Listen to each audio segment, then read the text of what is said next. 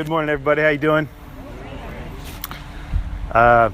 Thank you to Frank for inviting me to speak this morning, and thanks, Ed, for the invitation also. Thank you. You picked the music, and I've always loved those songs, and I love them more every time I hear them. When you hear a song like that, it's almost a message in itself, and you don't need another message. It's pretty fantastic. I love it, so thank you.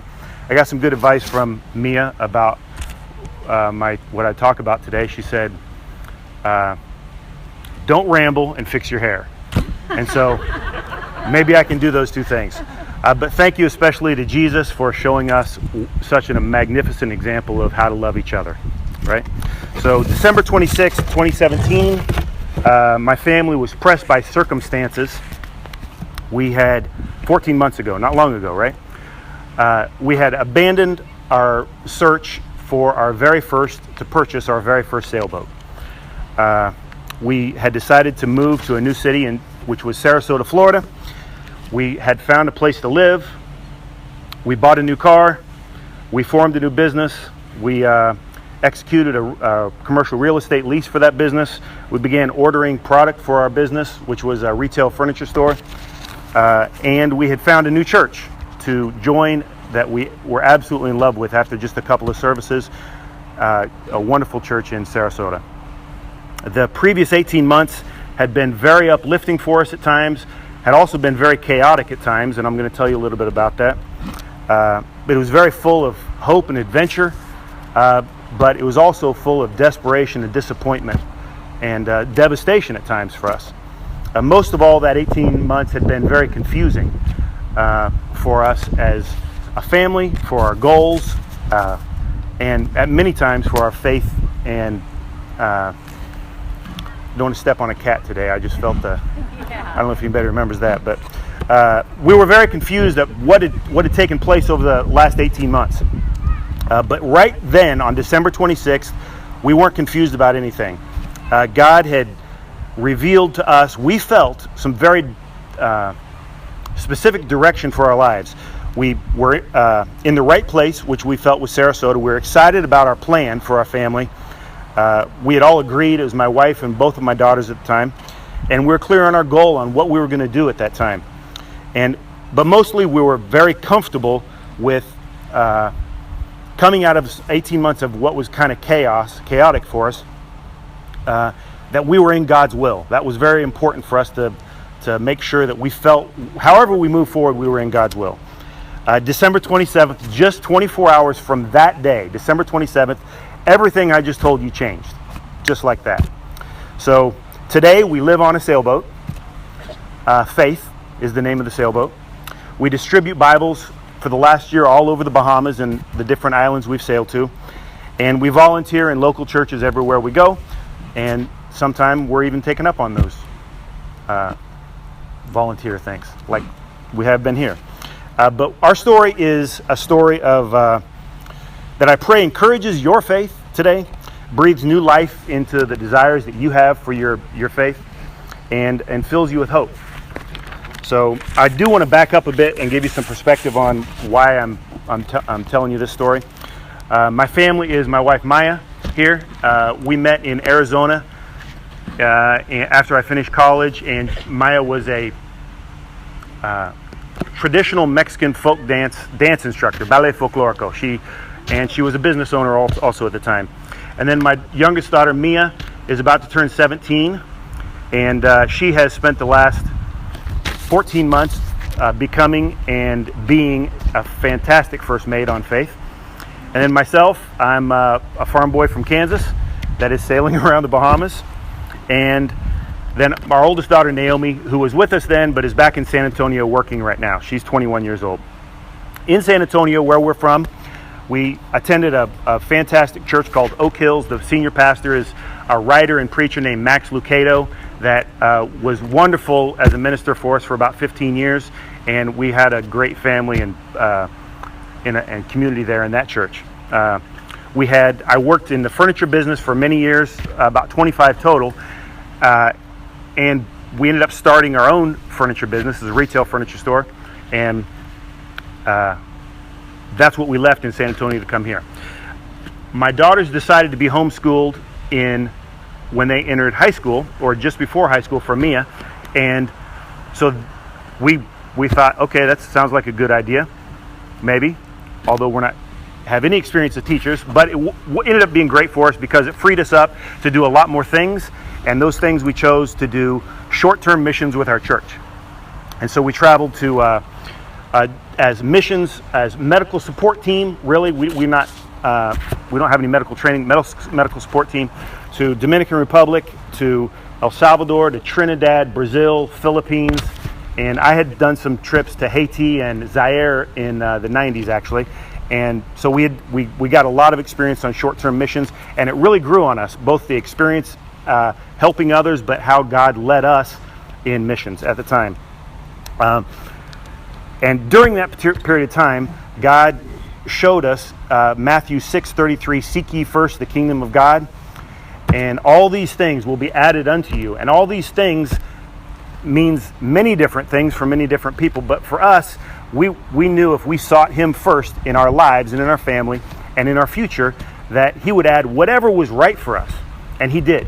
And we standing here today to show that. So short-term missions turned into a call we felt for long-term missions. Is my hair okay, Mia? Okay, sorry about that. Being a pirate right now is the first time I've had long hair in my life. So we were called to long-term missions, and it grew on us, and we had some of the elders in our church at Oak Hills pray for us, and that God would lead us to show us how really kind of get out of our commitments that we had there, our homes and our cars and our businesses and the different things that were tying us. We didn't know how to do that. We knew God was leading us in that direction, but we didn't know how. And but we sought advice from the scriptures, and Psalm 37:4, I believe, is take delight in the Lord, and he will give you the desires of your heart. And we knew that. We'd known that for a long time. But what God meant by that was different for us at that time, because I had never sailed before at all. And I took a trip to Sacramento to see my older brother, and he had learned to sail in the San Francisco Bay Area. And I asked him about what's it like to sail. He said, well, it's a lot of fun, except it wasn't fun because it was cold, and I don't really want to sail anymore. I said, well, what if it was warm? He said, yeah, that'd be a lot of fun. Sailing where it's warm would be fun. So I said, okay, I think I might want to learn to sail. So I booked a 1-week live-aboard class in the U.S. Virgin Islands, British Virgin Islands, and about 90 days from that trip, which was just 3 years ago this week, was when I made that inquiry for the first time in my life into sailing. And over the 90 days between that booking the trip and going on the trip, I tried to learn as much as I could about sailing, about what it would take to sail, learn to sail, be a good sailor, buy a good boat, just be on a good boat. I learned a lot. YouTube, the internet has a lot of resources. And so I discovered a lot of things. What I also realized was, in looking into it, you don't have to be wealthy to sail. You don't have to be. Some might help, but you don't have to be, number one, and we weren't. But also, you could do it full time if you wanted. I had never heard of cruisers or cruising, and so I looked into that a little more and found, wow, this, in the back of my mind, this might be our way to do full-time missions. This might be it. Who knows? So, but let me go find out if I even like sailing, right? So I went down to the U.S. Virgin Islands and got on a beautiful 47-foot Leopard catamaran, first sailboat I'd ever been on. We motored from Red Hook on St. Thomas over to a mooring ball on St. John, and moored there for the night, went in and had dinner, came back out, and we're on the boat that night. And the next morning, I woke up to an enormously loud sound. And to me, it was enormously loud. And so I popped up through my hatch and I looked back, and the captain of the boat, which was our sailing instructor, was raising the main, and he weighed about 150 pounds, and he was pulling on this halyard, right? And jumping up and pulling. I thought, all right, well, I better get out of bed and go help him. So I did, and we raised it.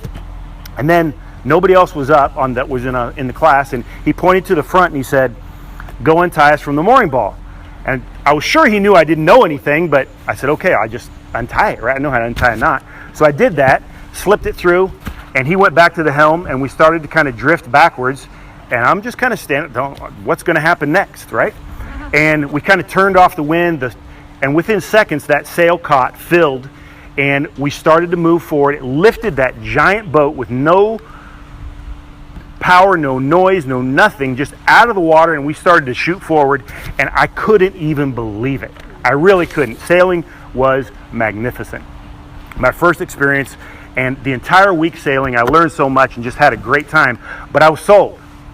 I knew that if my family would be on board, if they didn't get sick, if we could figure out a way to get out of our businesses and our homes, we would be out sailing full-time in full-time missions. And so went back to San Antonio, made a plan with my family. And I wanted to get them, like I said, on board. But I needed to get them on board a boat also, right, to test it out. So our plan was to sell our business, sell our house, sell our multiple cars and our RV, sell our stuff. You know, you accumulate stuff. So we had a lot of stuff. A lot of garage sales, a lot of trips to Goodwill. And we went down and then buy a boat, of course, say goodbye to our family, spread out all over the United States, and go to full-time missions. We didn't know what organization that would be with, what we would do, but God was showing us a plan, and we knew that was what was going to happen for us. So we went down to later that year, chartered a bareboat, 33-foot Bavaria cruiser, and sailed for 3 weeks, Maya and Mia and I, and they loved it. They didn't get too sick, but they got a little sick, but we worked through it. But the lifestyle that we imagined that was invigorating to us, and we also saw churches there, even a church plant on St. John that we could become a part of and help them. They had just started a beach church. We still haven't gotten to attend it, but a beach church called Freshwater on St. John that if you're ever there, now they have 60 or 80 people, probably a lot like this, but that was what we were going to do. So we went back to San Antonio again. While we were there, we toured some catamarans at the moorings on Tortola. And we ended up later in 2017 putting an offer in on a 38-foot Leopard catamaran. And from the moorings, and they said they were going to phase it out of charter. So this was going to be our first boat. Phase it out of charter, and we would take possession in the end of August 2017. So we had a lot to do, sell the house and all those things, and we worked on that. Over that period of time, between the offer and the closing, they moved our closing date back to September 21st. That date, that little move there will become important here in a minute. So we went back, we sold our business, very creative owner financing, sold our home, and we left on August 3rd, 2017 in our RV. It was only 18 months from God, when God gave me the desire in my heart to sail, till we were driving away from our home to go to full-time missions. Then we met, 1 month later, we met a crazy, crazy lady named Irma. And she sunk our first boat, No Drama, on September 6th. And it took them 10 days for the moorings to find her. They were in disarray, but we were notified. We were lost, right? We had purchased tickets to St. Thomas, and we had sold our house. We were homeless, living in an RV. We didn't know what to do, but we knew from the verses Mia read earlier in James, you persevere, it builds your faith, and you'll know what's next. God will give you the wisdom. And he did. He said to us, he is sovereign, move ahead. So we did. We changed our tickets from St. Thomas to another place. We thought, hey, they got a whole bunch of boats in Puerto Rico. We'll go there. We booked an Airbnb for 3 months. And we were now getting excited again about trusting God and moving forward for another boat. We didn't know how long it was going to take. And then we met another crazy lady named Maria. Direct hit on our Airbnb, which is still rubble to this day. And we didn't know what to do. We really didn't. We were shocked. We were amazed that our plan that God had directed us so clearly was now in rubble. But Hebrews 11:1 says, now faith is a substance of things hoped for, the evidence of things not seen, and we still believe. Then our house fell through. And so we weren't homeless anymore, but now finances were getting kind of tight. but we still believed and we're still convinced of God's plan. But we had to go to plan C now. So we sit down and drew that up real quick on the table in the RV. Another boat, right? So we're going to drive where there's boats. We drove to Florida. We started in Pensacola on the Gulf Coast. And we drove the Gulf Coast down to Panama City. Marinas and towns and internet and newspapers and flyers and talking to people. We skipped over the top to Jacksonville and St. Augustine. Did the same thing down the East Coast, down to the Keys. We were kind of disappointed. Didn't see a lot that was in our price range now. The market had changed dramatically. A lot of boats had been damaged and sunk, and people knew it that owned catamarans. And so we went over to Naples, drove up the West Coast to Port St. Joe, and we didn't find anything that we thought we could live on. That was in our price range. And the market had changed. We were very disappointed. Now I'm bringing you back to December 26th, where I started. So I knew after college and 25 years in the furniture business, there's one thing I did know how to do, and that was how to open and run a furniture store and be profitable and successful. Maybe God wanted us to go back, so we prayed about it, we thought about it, we didn't know what else to do, so we said, we found Sarasota, we love the town, we found it by accident, we're going to go back to Sarasota and go to that church that we know about, and we're going to open a business. So we got back to Sarasota, we spent 2 weeks there.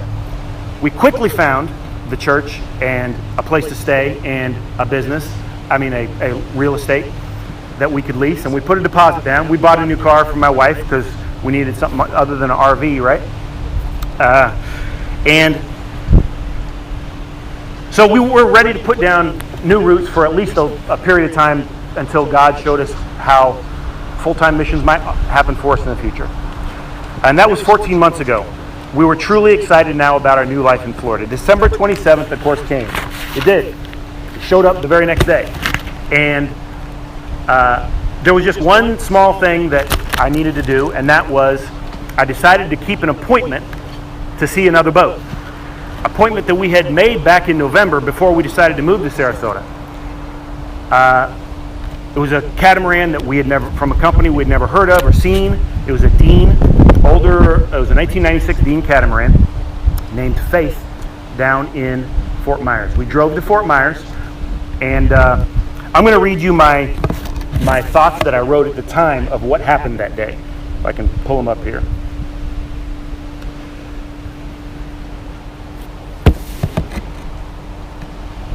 Okay.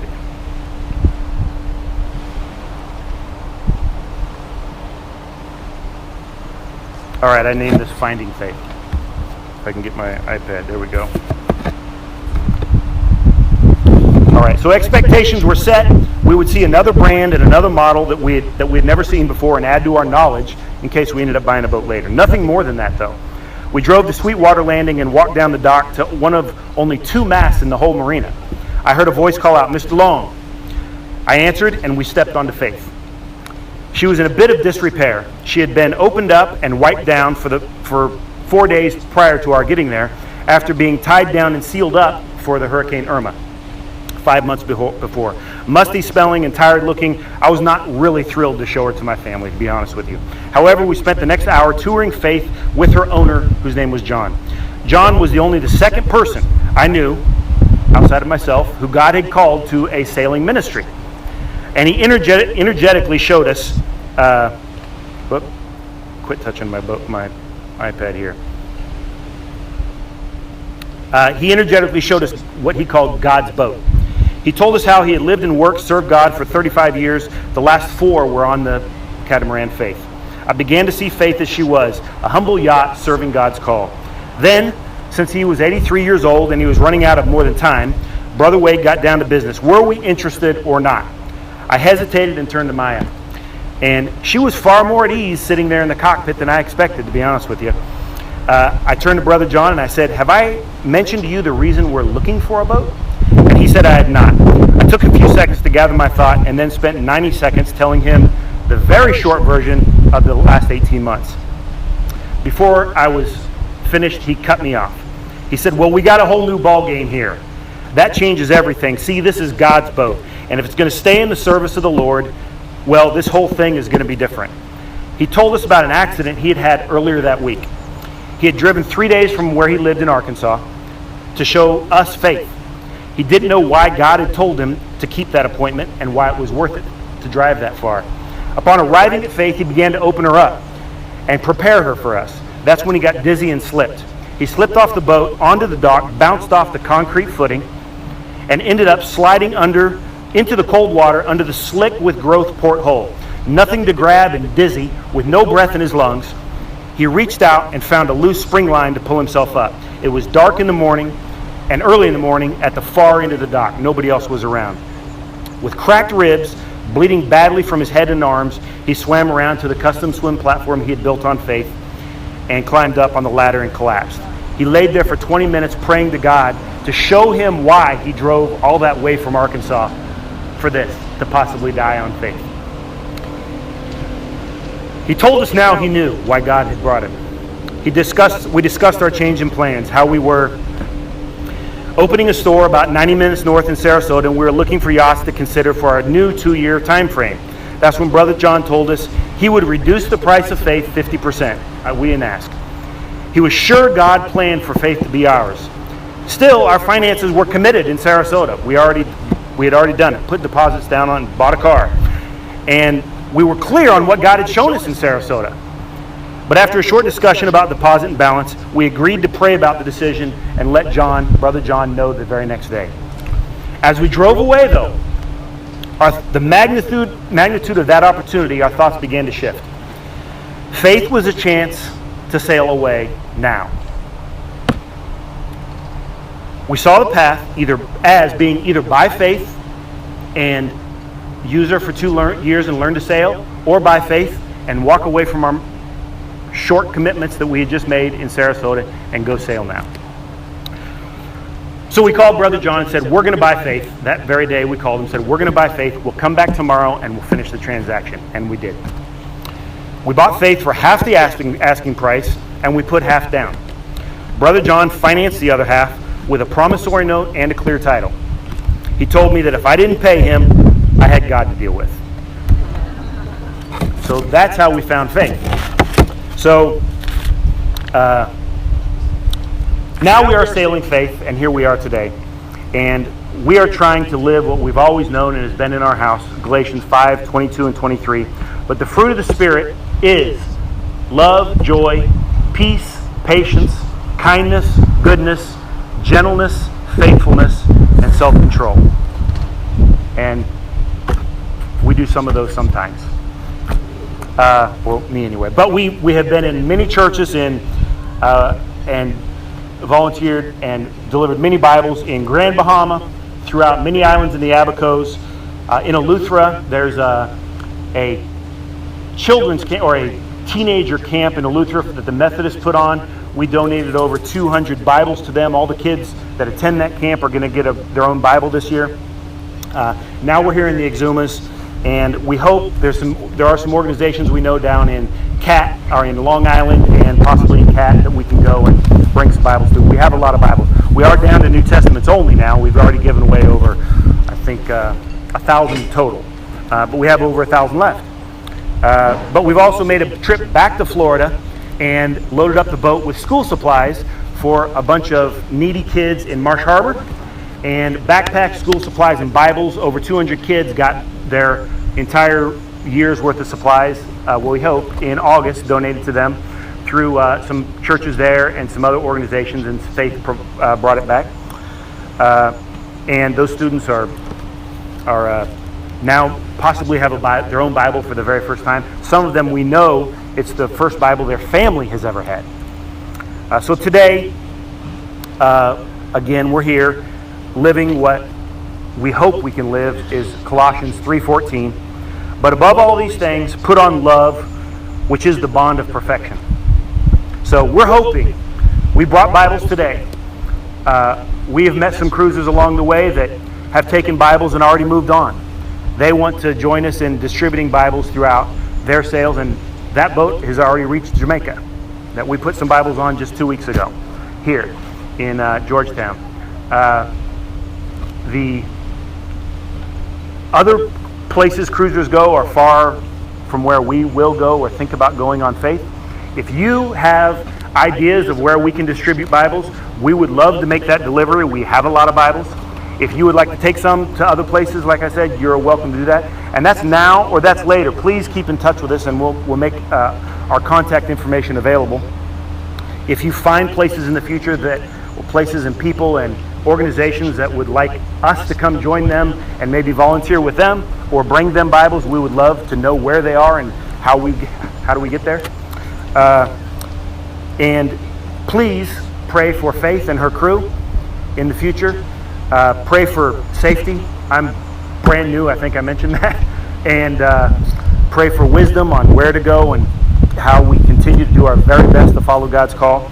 Pray for our finances. We have what God has provided for us, and He has done a fantastic job, but we never know what tomorrow brings.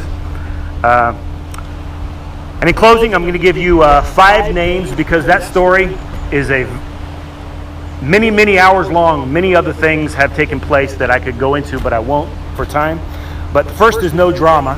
I mentioned the name of that first boat. No other name encapsulates or covers the amount of drama that first boat sinking put into our life, and its name was No Drama. The second name is Angel.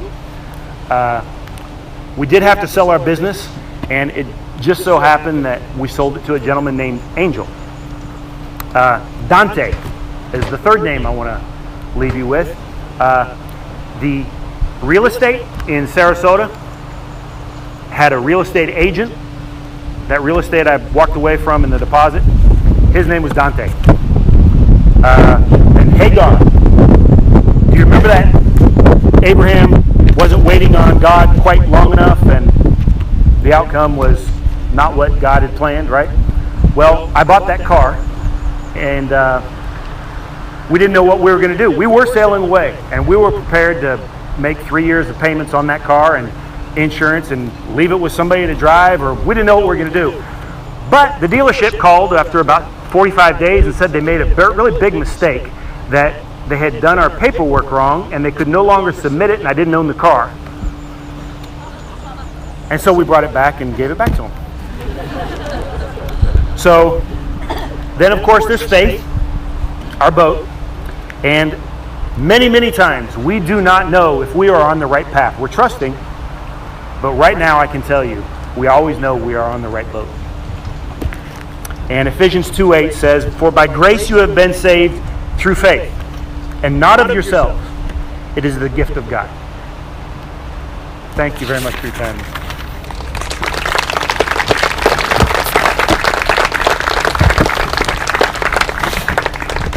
And I didn't get bit by a cat.